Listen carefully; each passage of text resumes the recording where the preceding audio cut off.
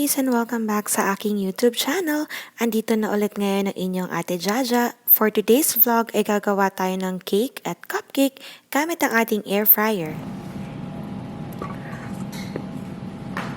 I-follow nyo lang yung recipe ni Chef RV Beshies. The only difference here is instead na i-bake natin siya gamit ang oven, ang gagamitin natin is ang air fryer. So, super easy lang ng recipe niya as in. And one of the reasons why I love his recipe is because sobrang moist ng cake niya and super easy lang talagang gawin. So, yung recipe na to is not only for the 2021 cake na ating gagawin but also for the cupcakes na ating gagawin.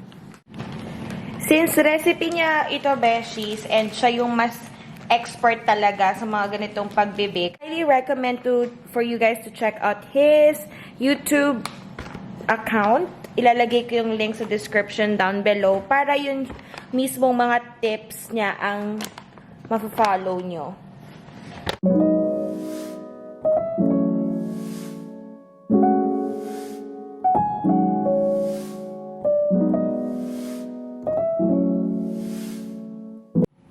Eto na siya, Beshies. Nilipat namin siya ng ibang bowl kasi sobrang dami nung ginawa ko. Bali, yung recipe na nandun sa link ng YouTube ni Chef RV is for 2 cups lang ng all-purpose flour. Dinoble ko siya since gagawa ako ng cupcakes and yung numbers na cake.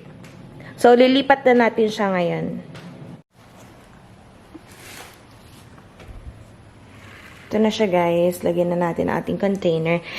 Pwede nyo siyang lagyan ng parchment paper, pero kung pwede naman din na wala kasi hindi siya dumidikit dito.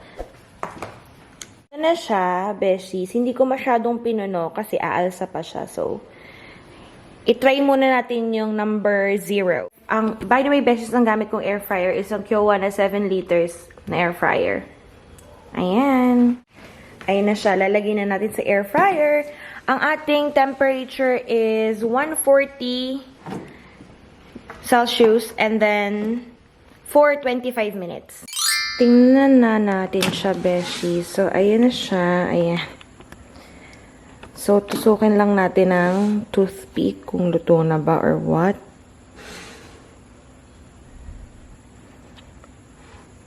Eto na. Pero, mag-a-additional ako ng 160 for 10 minutes. Para lang mas crunchy yung top and then moist yung gitna. Adjust natin yung settings. 160 for 10 minutes. Ayan na siya, Beshies. As you can see, crunchy yung top na part na to, which is ilalim. Kasi nga, pag binaliktad natin siya, yun yung 0. So, palamigin lang natin siya and then tanggalin na natin siya sa silicone once na malamig na. Ayan. Ililipat na natin siya ngayon sa plate. So, eto na siya.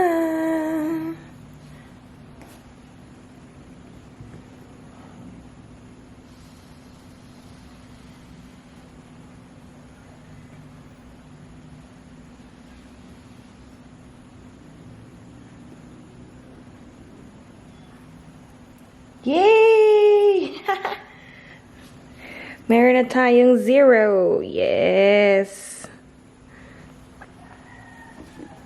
Kitang-kita niyo yung pagka-moist ng cake, oh.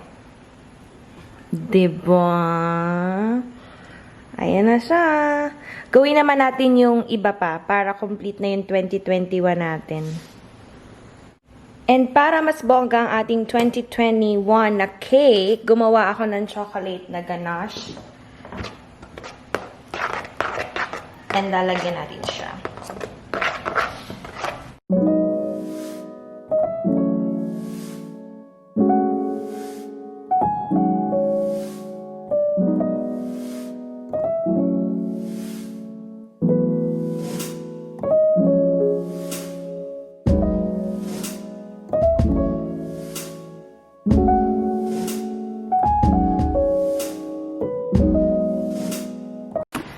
Yay!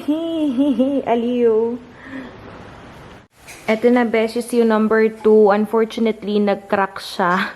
But that's okay. Pwede pa natin siyang lagyan ng, pwede pa natin siyang gawa ng paraan later. Eto naman, Beshies, yung sa cupcake. Same same ingredient lang siya nung sa number cake natin. Ayan siya. Nilagyan ko ng very light na toppings ng cashew nut.